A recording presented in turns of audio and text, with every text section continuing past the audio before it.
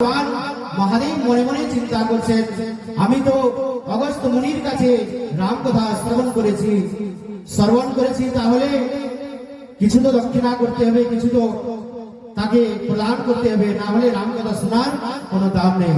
সেই সময় ভগবান মহাদেব অগস্ত্য মুনিবরকে বললেন, হে মুনিবর, আপনার মধ্যে যদি কোনো ইচ্ছা আছে, কোনো যদি কামনা আছে, তাহলে বলুন। সেই সময় অগস্ত্য মুনিবর শুধুমাত্র নিবেদন করলেন, হে ভগবান, আমার কিছু চাই না, শুধুমাত্র কৃপা করুন। ভগবান মহাদেবের কি বললেন, শুধুমাত্র কৃপা করুন, আমি যেন নিত্য প্রতিদিন যেন ভগবান শ্রী রামচন্দ্রের চরণে পূজা অর্চনা এবং তার ধ্যান করতে পারি, এইভাবে তিনি বললেন। আর প্রভু, আমার একটা নিবেদন রয়েছে, আপনি কৃপা করে বলুন। সেই সময় ভগবান মহাদেব বললেন, হে মুনিবর, আপনার কি নিবেদন রয়েছে, আপনি বলুন।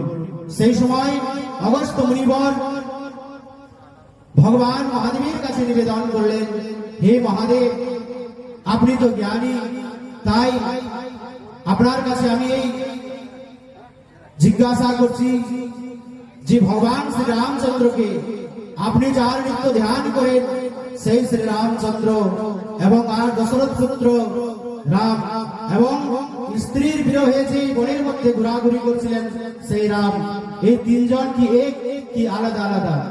এইভাবে তিনি ভগবান মহাদেবকে জিজ্ঞাসা করেছিলেন অগস্ত্য মুনি।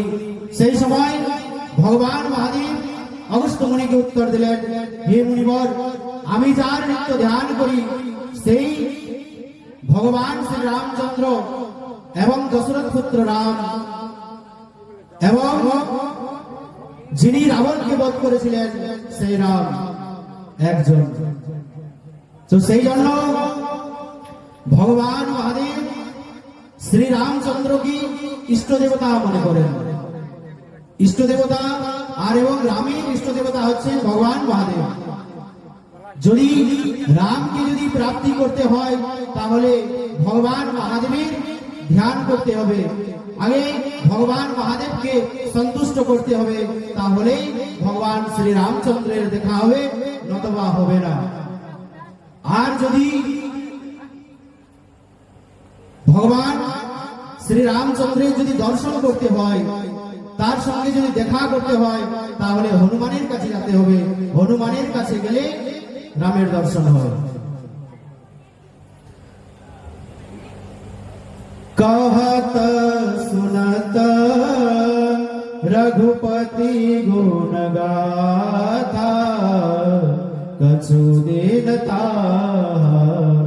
रहे गिरिनाथ। श्री रघुनाथेर श्री रामचंद्रेर लीलार कथा भगवान महादेव श्रवण करतें और कीर्तन करतें।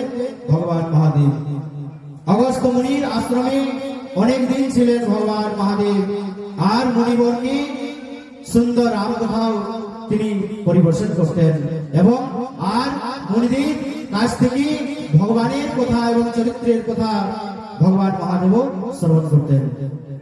তো ভগবান মহাদেব অগস্ত্য মুনির কাছে অনেক দিন থাকলেন। তারপরে একদিন কি করলেন, মুনি সন বিদা মাঙ্গি ত্রিপুরারি, চলে ভবন সঙ্গ দক্ষ কুমারী। কিছুদিন হওয়ার পর তিনি অগস্ত্য মুনির কাছে বিদায় প্রার্থনা চাইলেন, হে মুনিবর, অনেক দিন হয়ে গেল, এরপর আমাকে আদেশ করুন, আমি কৈলাসে গমন করব। তো সেই সময় ভগবান আদেশ নিয়ে অগস্ত্য মুনি চলে ভবন সঙ্গ দক্ষ কুমারী। যখন অগস্ত্য মুনির আশ্রম থেকে যখন সীতা যখন সতী দেবীকে সঙ্গে নিয়ে যাচ্ছেন, সেই সময় তিনি দক্ষ মানে রাজার পুত্রী হয়ে তিনি যাচ্ছেন। আর যখন ওই দিক থেকে ফিরে আসলেন, সেই সময় সতী হয়ে এসেছিলেন। সেই জন্য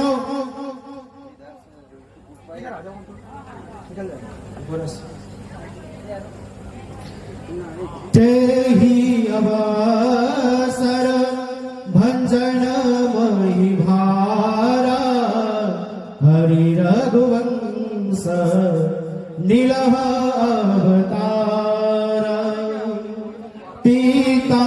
चरण तजी राजोदासी